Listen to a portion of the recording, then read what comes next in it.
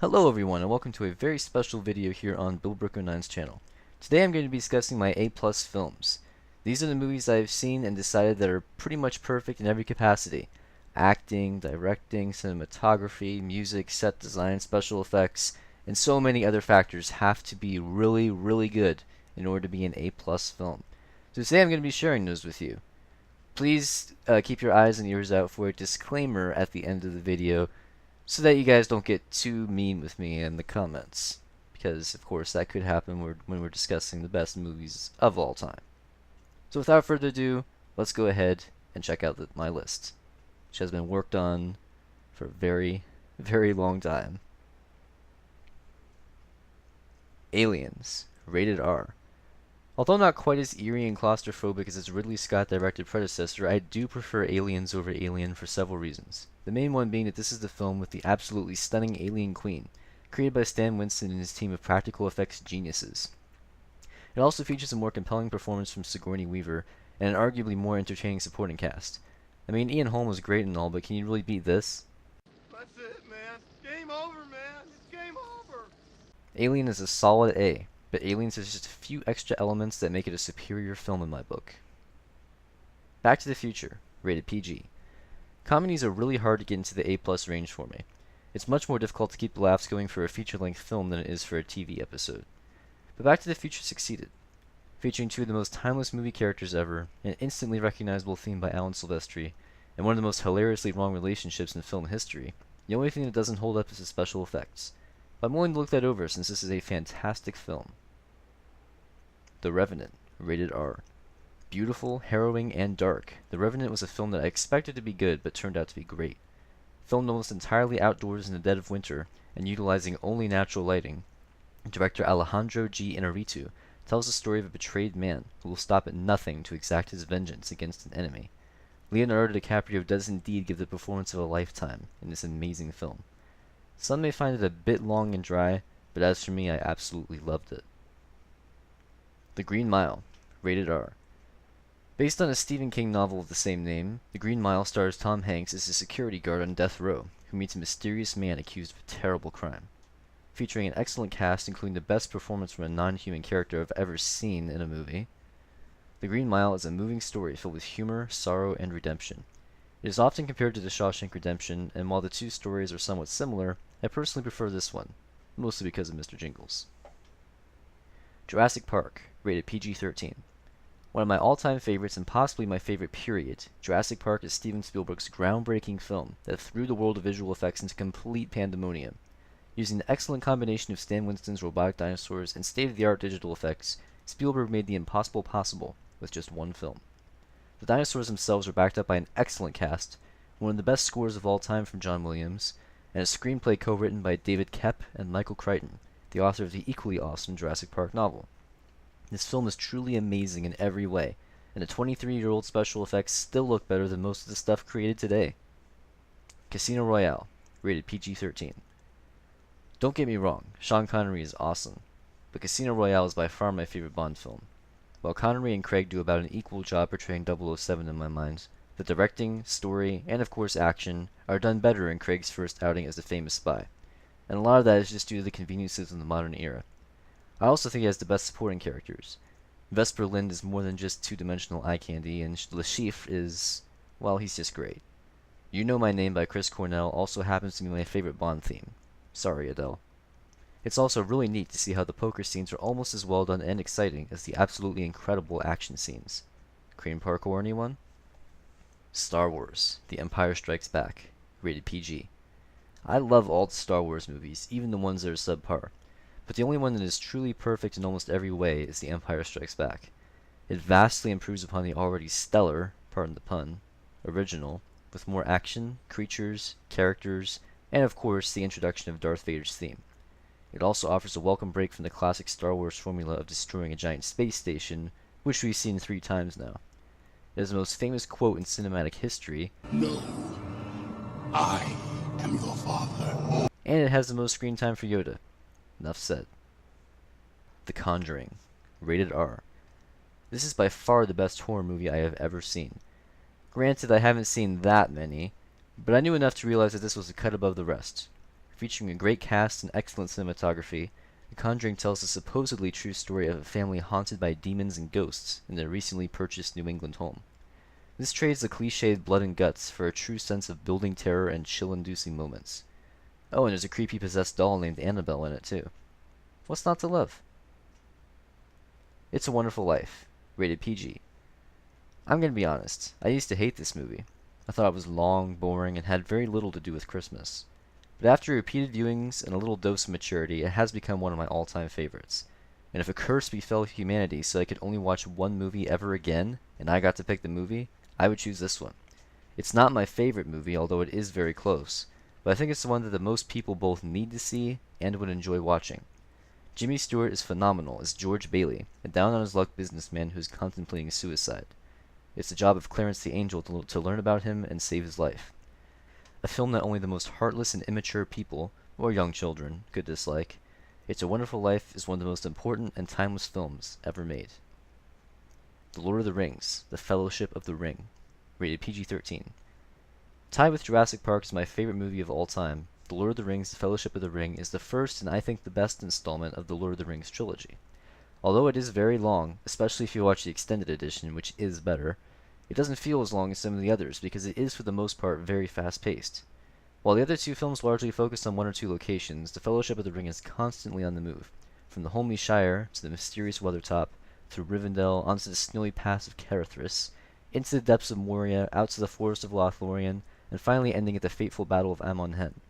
Masterfully setting up the numerous characters, scored beautifully by Howard Shore, and filmed in the pristine landscape of New Zealand, Peter Jackson could not have started off this epic trilogy in a better way. The Bourne Supremacy, rated PG-13. While all the Bourne films are either really good, or at least decent as is the case with The Bourne Legacy, I like The Bourne Supremacy the best. Picking up shortly after the events of The Bourne Identity, the film hits hard early with a pretty shocking event, and never lets up. The action, camera work, and acting are all improved upon, and it has one of the best final lines in film history. Get some rest, Pam. You look tired. While most will say that The Bourne Ultimatum is the best film in the series, The Bourne Supremacy is my favorite by a very small margin. A Christmas Story, rated PG. While It's a Wonderful Life is my favorite Christmas drama, A Christmas Story is my favorite Christmas comedy. The film tells the story of Ralphie, a young boy who is absolutely desperate to get a Red Ryder BB gun for Christmas. Featuring a plethora of classic scenes that still make me laugh after seeing them 10 or more times, A Christmas Story perfectly balances biting satire with a generous helping of holiday spirit. My Christmas season is not complete until I see this movie. Ho, ho, ho.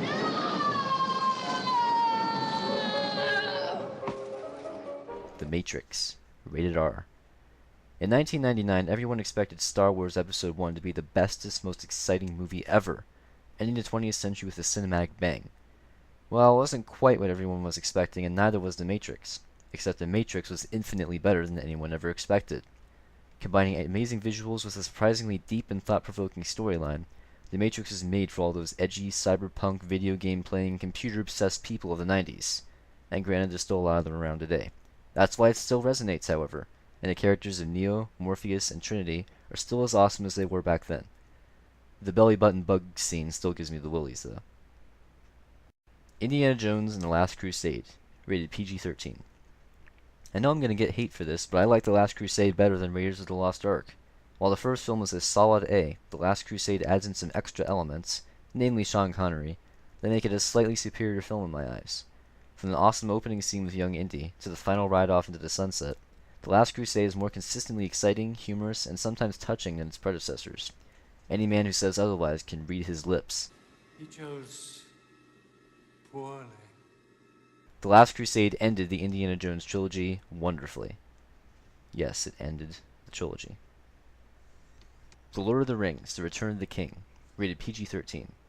While I still like the first movie the best and The Two Towers is only an A- for me, Return of the King is still a basically perfect movie. Winning 11 Oscars and virtually launching the genre of true fantasy movie/TV series, The Return of the King ended the epic trilogy stunningly. The only complaint received about the movie was its massive runtime, made another hour longer in its extended format.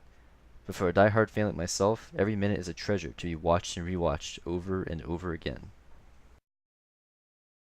Ben-Hur, rated G. It takes serious skill to make a religious film. The fact that Jesus is in the movie to begin with will turn a large portion of the population off. But Ben-Hur is the unquestionable king of religious movies. Filmed in beautiful Technicolor, which is absolutely stunning in Blu-ray, Ben-Hur tells the story of a man betrayed by his friend and forced to be a galley slave for 3 years. When he returns, he is determined to exact his revenge. While the story is great, what makes this film so marvelous is how amazing it still is by today's standards.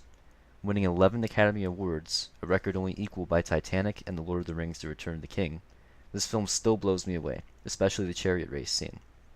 It is hard to imagine how this was accomplished without the special effects of today's world. It honestly saddens me to see them trying to remake this cinematic masterpiece, even though it has been remade 7 or 8 times by now. Its glory will never be overshadowed by its predecessors or its successors. The Godfather, rated R. Okay, I know this is a cliched answer, but it really is an awesome movie, and the only one of the 5 film titans, Citizen Kane, Casablanca, Gone with the Wind, The Shawshank Redemption, and The Godfather, that I can honestly give an A+. Telling the story of the Corleone crime family, The Godfather is a movie you just have to see to get away with living on this earth. I know that sounds extreme, but it's true. Darkly humorous, moody, and ultimately tragic, The Godfather is a true work of art. It also includes one of my favorite movie quotes ever. Leave the gun. Technique and only. Part 2 is almost as good, but it's only an A in my book, simply because there's no Marlon Brando. Jaws, rated PG, at the time of its release. Never has a horror thriller film been so masterfully created. When a rogue shark terrorizes the coast of Amity Island, a ship captain, an oceanographer, and the town's police chief band together to stop it once and for all. But what separates this corny-sounding premise from the cornfield is an absolutely amazing cast, the iconic music of John Williams, and Steven Spielberg's now famous directing skills. The actual shark looks pretty fake nowadays, but that doesn't take away from the spectacle that is this film. Considered the first true summer blockbuster, Jaws is still the only truly awesome shark movie. Please don't even mention Deep Blue Sea or Sharknado. Inception, rated PG-13. While quite similar to The Matrix, Inception is just different enough to also make it a truly amazing film. Out of all of Nolan's films, this is definitely my favorite, no disrespect meant to Heath Ledger, of course. It's a movie you want to see multiple times so that you can understand, or at least pretend you understand, exactly what's going on. Featuring a great cast, epic music from Hans Zimmer, and some of the most impressive visual effects of all time, Inception is not a movie you want to watch while you're tired, apathetic, or in any other state of torpor. And of course, you will have to take the top test when you finish watching the movie.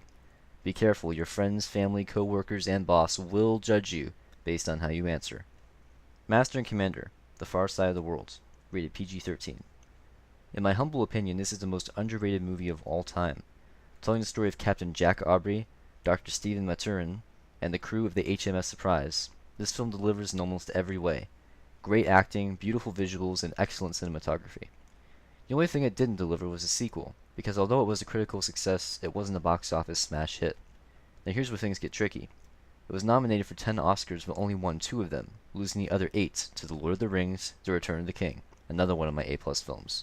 Overshadowed by an admittedly slightly superior film, Master and Commander has largely been lost in the annals of film.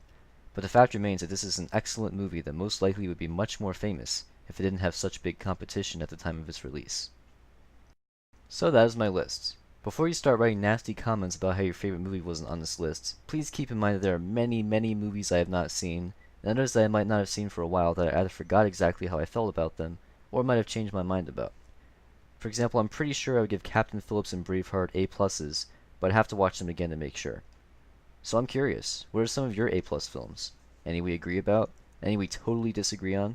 Let me know in the comments below. Also, let me know if you'd like to see more letter grade lists, perhaps for A movies or even F movies. I love judging things, especially movies. Anyway, I hope you enjoyed this video, and if you did, please leave a like and share with your friends. More videos are coming soon, so make sure you subscribe for updates. Have a good day, and happy movie watching.